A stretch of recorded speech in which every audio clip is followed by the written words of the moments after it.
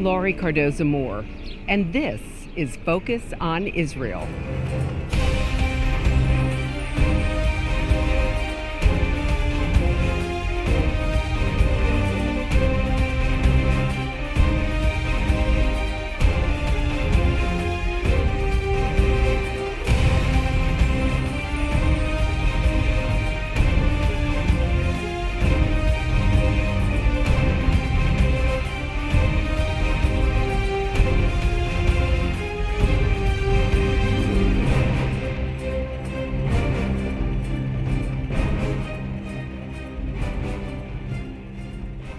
Dr. Alex Grobman is one of the foremost experts on the history, politics, and legal rights of Israel.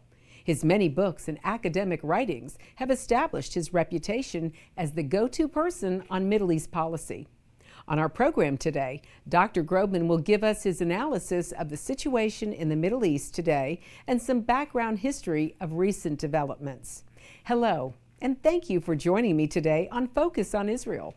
Like most Americans, I began to ask a lot of questions about what happened to our country following 9/11.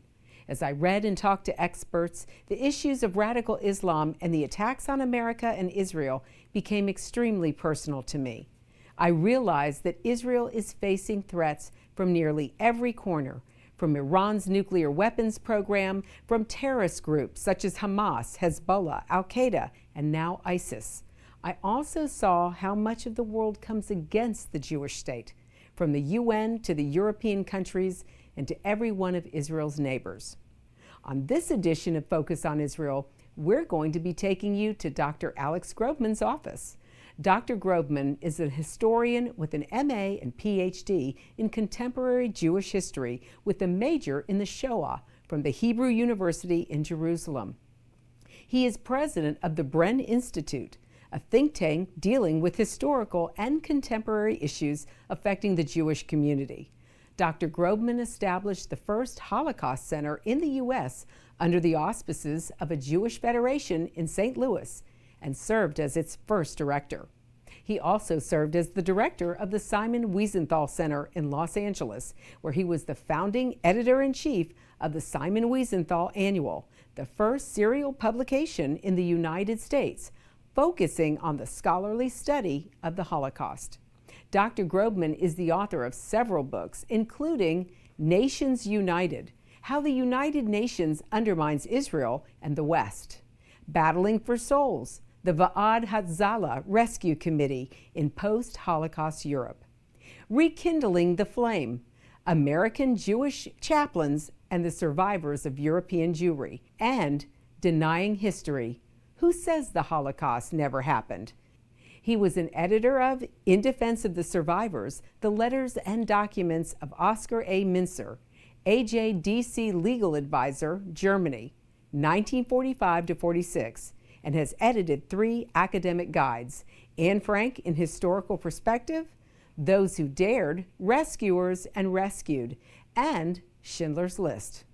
Grobman's book, Denying History: Who Says the Holocaust Never Happened and Why Do They Say It?, has been described as serving to remind us the past is not entirely negotiable, that good historians can uncover and explain the past with provisional certainty if they account for personal and cultural bias, and that it can be established beyond any reasonable doubt that the Holocaust was real.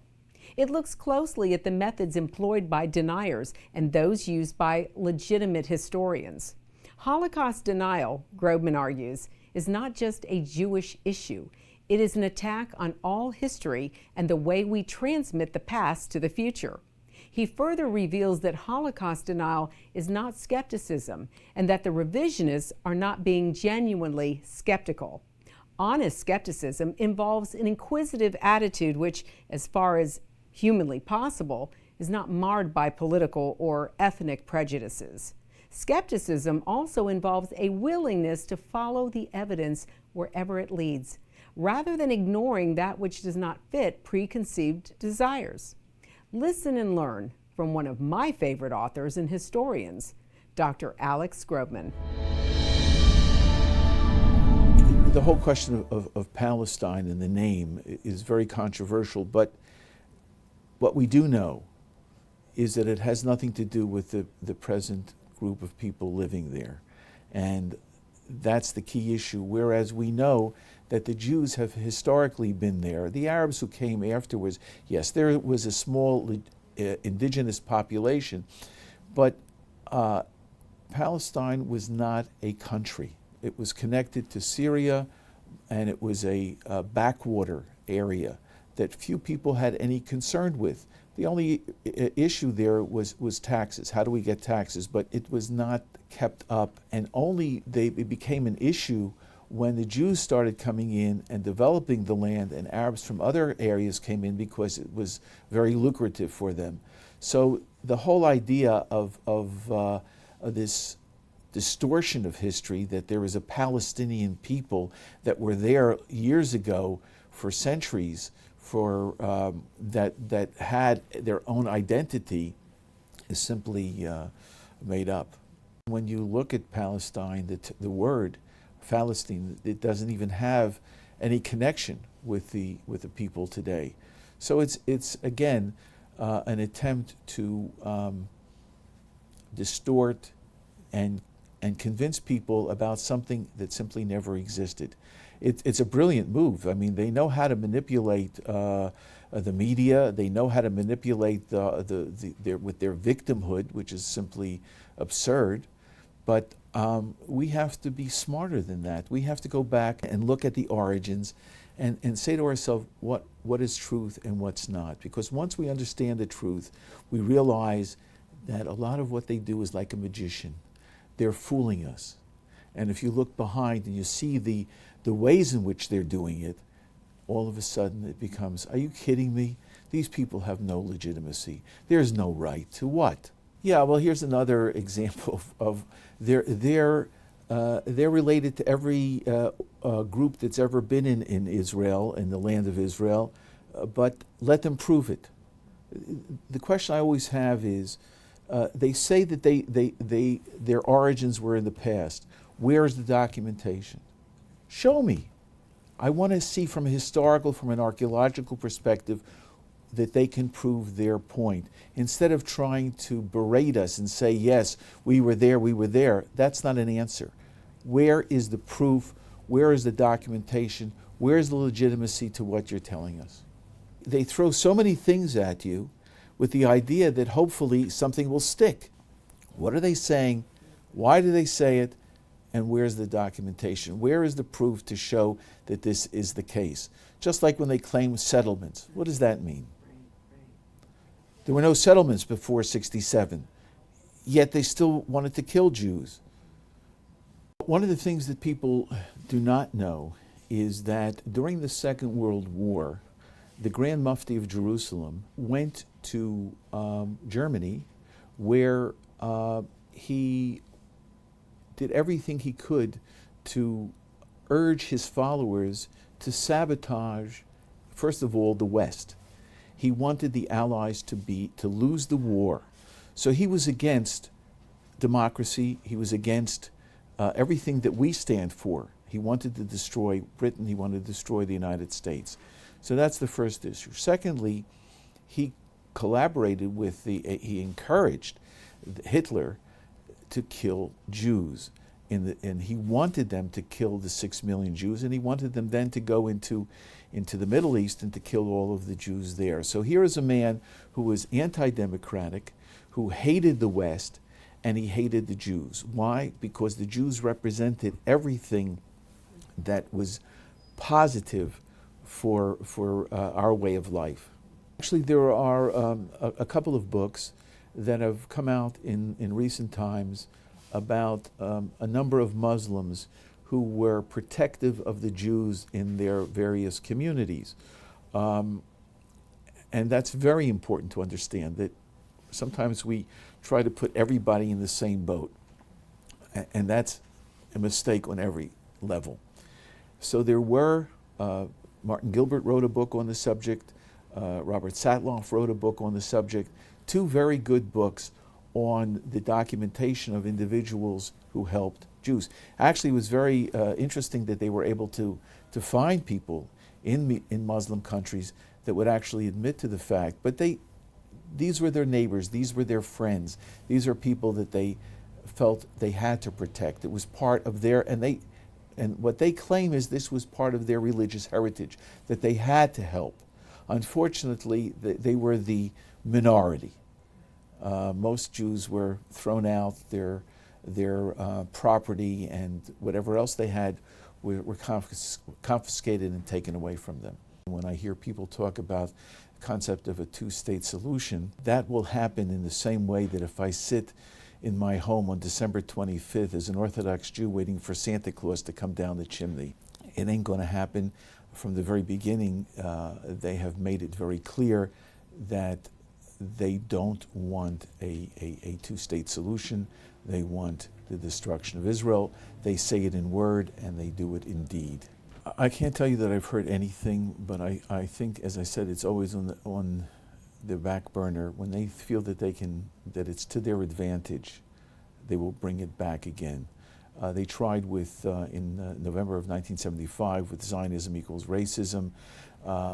That effort succeeded, and then it failed, but the idea is that the concept still is pervasive throughout the world. So the idea of a separate state declared by the UN is still very much alive. It's a question of tactics for them. They have a whole bunch of different weapons in their arsenal, and they bring them out depending upon when they feel it is the best approach. Right now, there's no point in it.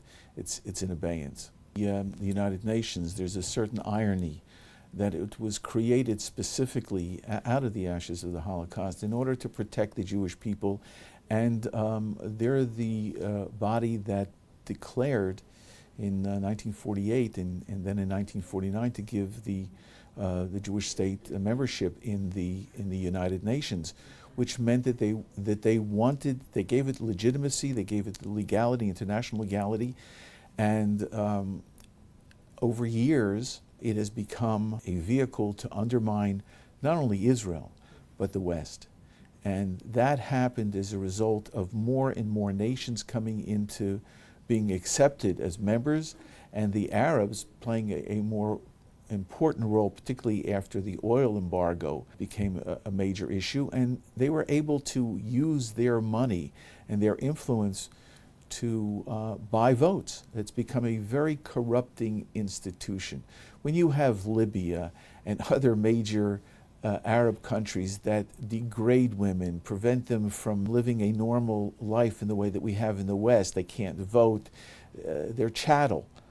These are the countries that are sitting on the Human Rights Committee, and it's simply absurd. It's a perversion of what was supposed to have been. This institution was there to help humanity, and the opposite has happened. And that's why when I wrote a book, Nations United, How the UN Undermines Israel in the West, the purpose is now precisely that. How do we destroy our democratic way of life? And that's why this is an issue not only for Jews, but for Christians and for anybody who is interested in democracy. This month marks the 70th anniversary of the historic Declaration of the State of Israel. God's sovereign hand can be seen all over this land. Included in the celebrations is the opening of the American Embassy right here in Jerusalem. In honor of this celebration, PJTN is offering a special 70th anniversary package, which includes a captivating new book and an award-winning DVD. Israel Rising is a unique visual story of Israel's miraculous journey from unforgiving desert to thriving nation. Thousands of years ago, the prophet Ezekiel foretold a future time in which the arid land of Israel would come alive for its people. Now this breathtaking book documents the fulfillment of this vision, as rarely seen photographs from the 1880s to the 1940s are juxtaposed with recent photos of the same locations. This book will inspire and captivate you as it illuminates Israel's foretold awakening in a new and unforgettable way. In addition, you'll receive the award-winning documentary, Israel Indivisible, The Case for the Ancient Homeland. This inspiring film examines the many political twists and turns that make Israel the world's most controversial nation. From Abraham and the Promise to the issues facing the Jewish state today, the film examines the historical, archaeological, legal, and biblical foundations for the modern state of Israel. This is a limited time offer for these two remarkable resources for just a one-time gift of $70 today. Your generous donation will help ensure that PJTN stays on the front lines and in the headlines of all the important issues facing Israel and our Jewish brethren. So please go to pjtn.org today. From studying history, it's very clear that what starts with the Jews never ends only with the Jews. We must strongly stand against any anti-Semitic trends, for if not stopped, they'll cause harm to all of us, and we'll witness the downfall of our Judeo-Christian Western culture. Today, many people say there's no longer a need for a Jewish state, that Jews around the world no longer need a place of refuge. But anyone who has heard recent statistics about the worldwide rise in anti-Semitism would never make such a claim. The reality is that neo-Nazi groups and Nazi sympathizers are increasing around the world. Surveys show that over 1 billion people in the world harbor anti-Semitic attitudes. Close to 50% believe that Jews have too much power in the business world, and 2/3 of the world's population has never heard of the Holocaust or believe the historic accounts of it are inaccurate. Don't let yourself be manipulated by evil people with a wicked agenda. When the self-serving villains are in control, good people from all religions suffer. Muslims, Christians, and all people of conscience should stand proudly and show respect for a country that gives so much to the world in so many ways. Do your part, do your research, and do what you can to make a difference. Because what happens in Israel does affect us all. This is not just a Jewish or just an Israeli problem. This is a problem for all humanity, for each and every one of us who believe in freedom and human rights. Learn more about what you can do at pjtn.org.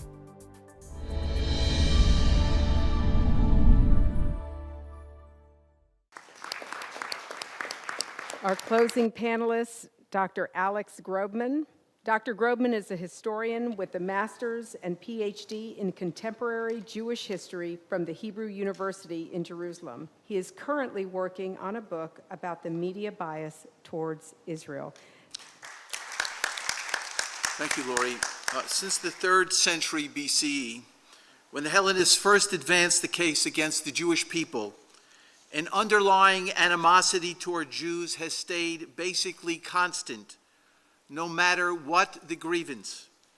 Pagans dislike Jews for being aloof, for refusing to worship their gods, for their practice of marital exclusivity, dietary restrictions, and missionizing. Christians accuse them of killing Jesus. Enlightenment theorists condemn them for Christianity. Populists who supported the right of the people to fight against the privileged elite blame them for modernity. In Christian folklore, Jewish presence portends horror and emptiness. The myth of the, quote, wicked Jew became emblematic of the condemned destiny of Jews were supposed to inflict on themselves and all they encountered. The Jew is the eternal, rootless foreigner who never finds his home or develops roots anywhere. The protocols of the elders of Zion became known as the Jewish blueprint for world domination. There were numerous versions about the origins of the protocols. The most popular theory was that the protocols were adopted at the first Zionist Congress in Basel, Switzerland in 1897. The ostensible purpose of the Congress was to discuss the creation of the Zionist movement, but that was only a ruse to plan a worldwide Jewish conspiracy. A secret manuscript was fabricated between 1898 and 1903 by Russian anti-Semites working in Paris for the Tsarist secret police, who were instructed to identify the Jews as the source of an insidious plot to oust the Russian monarchy. The manuscript they produced became known as the Protocols of the Elders of Zion, an alleged summary of the secret meeting of the heads of the Jewish organization scheming to establish a Jewish world state. In this eternal conspiracy to control the world, Jews will use any nefarious methods necessary to achieve their objectives. Communism and capitalism were said to have been created as a means to manipulate the world and dominate its people. Jews were accused of infiltrating modern society and using their skills to direct the government, the stock exchange, the press, the theater, and literature.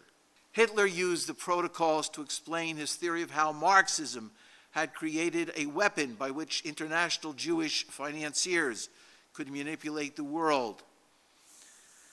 Henry Ford used the International Jewish Series in the Dearborn Independent to reach millions of Americans, especially from those in rural areas who knew little of Jews except through rumor or religious studies, and were exposed to the protocol's myths about a worldwide Jewish conspiracy.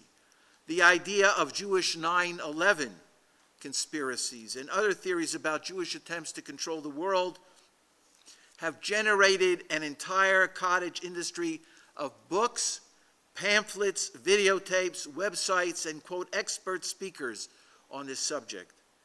The charge that the Jews were behind 9/11 revived in modern form the classic old lies about Jewish pursuit of world domination. In a very real sense, the protocols have offered concrete proof that those who fear and hate Jews, and now the state of Israel, are truly justified.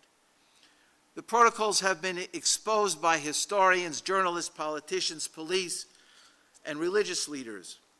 Yet the protocols continue to be published in practically every language, in hundreds of editions, in hundreds of millions of copies, and in very compelling videos on the internet. The potential damage and danger of the protocols in shaping public opinion should not ever be underestimated. When Jews are portrayed as manipulators who seek power over other people's lives, they come to be perceived as a dire threat. It is therefore particularly disconcerting that this false and harmful perception of Jews is embraced even today by leaders of the Arab Muslim world, where the protocols are published in vast quantities and cited in the writings of mainstream academics, not the crazies, in mainstream academics who lend credibility and legitimacy to this utter falsehood. Israel is seen as an extension of Western neocolonialism, and Jews as the embodiment of the oppressive power elite. But anti-Semitism has long been seen by Jews as a harbinger of profound problems and a clear indication of fissures within society. The loathing that originates with Jews does not cease with them. Eric Hoffer, a former longshoreman and non-Jewish American social philosopher, recognized the double standard and hypocrisy in the way Jews were being portrayed and treated when he observed, "The Jews are a peculiar people. Things permitted to other nations are forbidden to the Jews. Other nations, when victorious on the battlefield, dictate peace terms. But when Israel is victorious, it must pursue peace. Everyone expects the Jew to be the only Christians in the world. Other nations, when they are defeated, survive and recover. But should Israel be defeated, it would be destroyed." Hoffer understood the importance of the Jews as the harbinger of what happens when evil reigns unchallenged. Jews are in the forefront in the war to preserve our liberal democracy, our freedoms, and our way of life. Failure to respond to assaults encourages even more attempts to destroy not only Jews, but Western culture and civilization. "I have a premonition," he concluded, "that will not leave me. As it goes with Israel, so it will go with all of us. Should Israel perish, the Holocaust will be upon us. Thank you.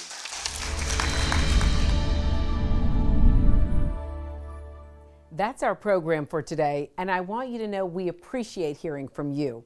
Please send your comments and questions to comments@pjtn.org. And today I have a few comments from our viewers I'd like to share with you. I will be tuning in, God willing. I am trying so hard to convince my Christian friends who have been brainwashed by their Laodicean churches that a two-state Palestinian solution is one that makes sense. They have jumped on the bandwagon. I realize it may seem to make secular sense, but per the scriptures, that is not God's intent. Thank you for all your work, all that you do in trying to set people on the right course about Israel. God bless, Catherine. This one's from Tammy. She writes, Dear Lori, may the Lord continue to bless PJTN and shower her with all the tools to be a light to the world. The time to take a stand is now. Be a leader in your community and in your church. One person can make a difference. Get involved with and support pro-Israel organizations such as PJTN. Call your senators, congressmen, the White House. Let your elected leaders hear from you. Visit our website to learn more. Sign up to receive action alerts and order our films to share with family and friends. Please encourage everyone you know to tune in and become informed. God bless you, and thank you for all you do on behalf of our Jewish brethren and all Israel. We'll see you next time on Focus on Israel. To support this program, send your tax-deductible gift to Proclaiming Justice to the Nations, P.O. Box 682711, Franklin, Tennessee 37068. You can also support PJTN online. Visit pjtn.org or call 1-877-873-9020. Anti-Semitism has reached epic proportions, and Israel is now surrounded by nations who seek its destruction. For Israel to lose just one battle would mean losing everything. As Christians, it is our biblical responsibility to stand with our Jewish brethren and Israel. PJTN needs your help to reach more Christians with this urgent message. Please visit our website to become a member today and order our award-winning documentaries. You must decide that you won't be silent. Sign up now at pjtn.org. God bless you and thank you for your support and prayers.